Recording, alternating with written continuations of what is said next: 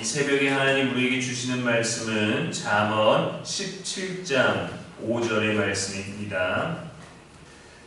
악인을 의롭다 하고 의인을 악하다 하는 이 두 사람은 다 여호와께 미움을 받느니라. 아멘. 이는 살아계신 우리 하나님의 말씀입니다.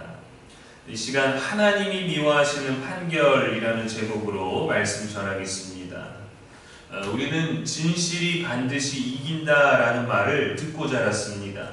하지만 현실은 그렇지 않을 때가 많죠. 거짓말이 사실처럼 퍼지고 억울한 사람이 비난을 받기도 하고 잘못한 사람이 때로는 격려를 받기도 합니다. SNS에서는 사실보다 자극적인 이야기가 더 빨리 퍼지고 또 근거도 없는 거짓 정보 문자들은 혹해서 내 연락처에 있는 사람들에게 쉽게 공유됩니다. 이런 시대를 살아가는 우리에게 하나님은 오늘 매우 엄중한 말씀을 하십니다.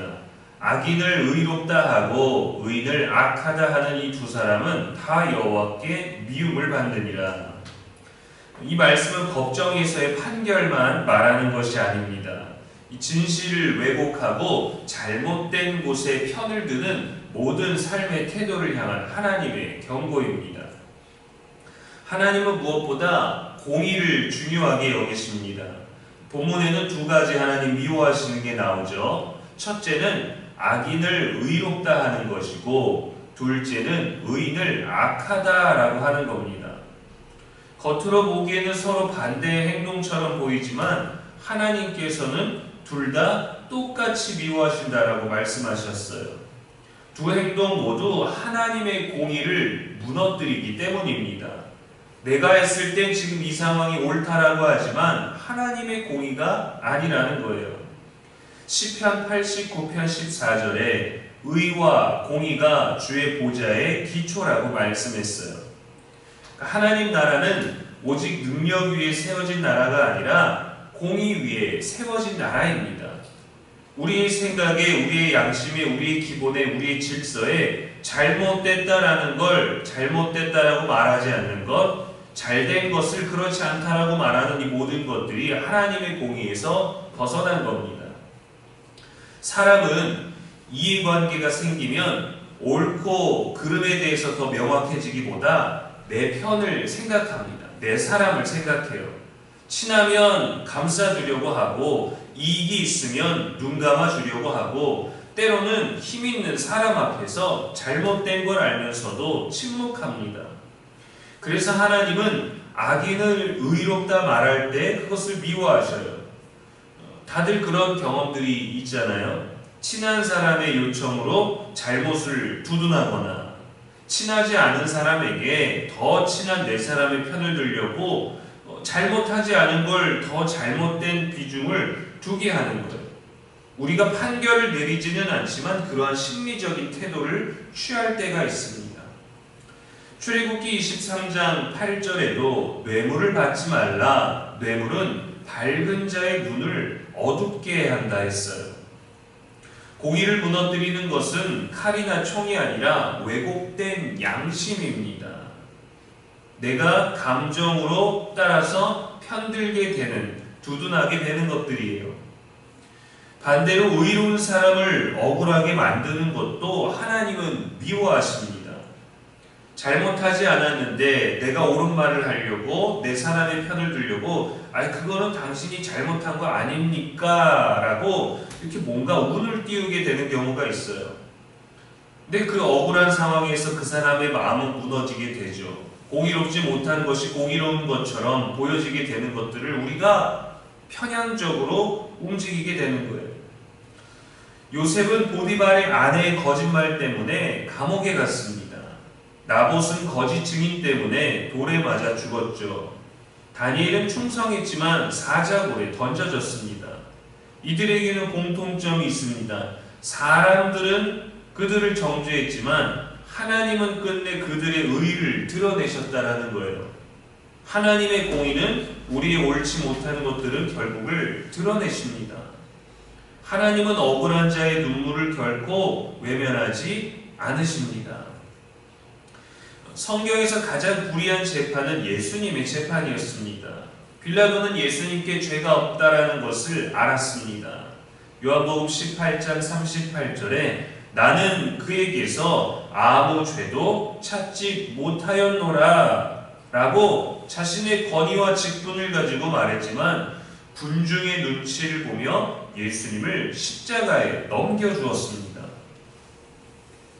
반대로 강도 바라바는 풀려났죠. 죄 없는 분이 죄인 취급을 받고 죄인이 자유를 얻었습니다. 과연 빌라도가 이 총독이 군중의 눈치 때문에 예수님을 십자가에 넘겨줬는데 만약에 우리가 이 당시 이 시대 이 자리에 있었다면 절대 그렇지 아니하다고 손들고 예수님 편을 들 수 있었을까요? 오늘 잠언의 말씀이 가장 극적으로 나타난 사건입니다.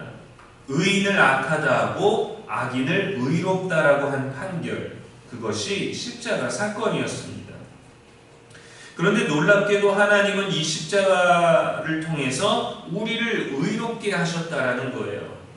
고린도후서 5장 21절에 죄를 알지도 못하신 이를 우리를 대신하여 죄로 삼으신 것은 우리가 그 안에서 하나님의 의가 되게 하려 하심이라.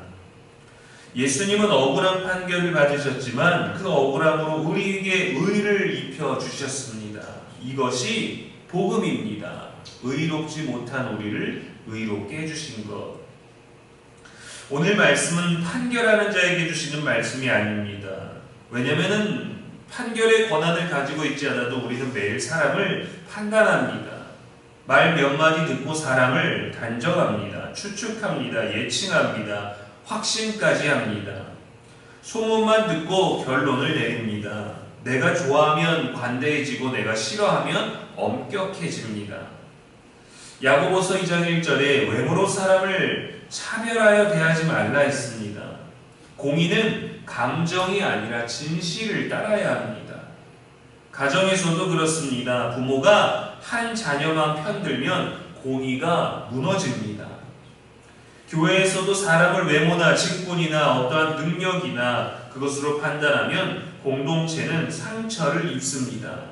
무조건 옳다 하는 것도 무조건 억울하겠구나 하는 것도 아니 되고 무조건 잘못했다 말하는 것도 아닙니다. 이 공의는 하나님 앞에서 옳은 것이 되어야지 듣는 우리가 말하는 얘기에 있는 것이 아니라는 것이죠.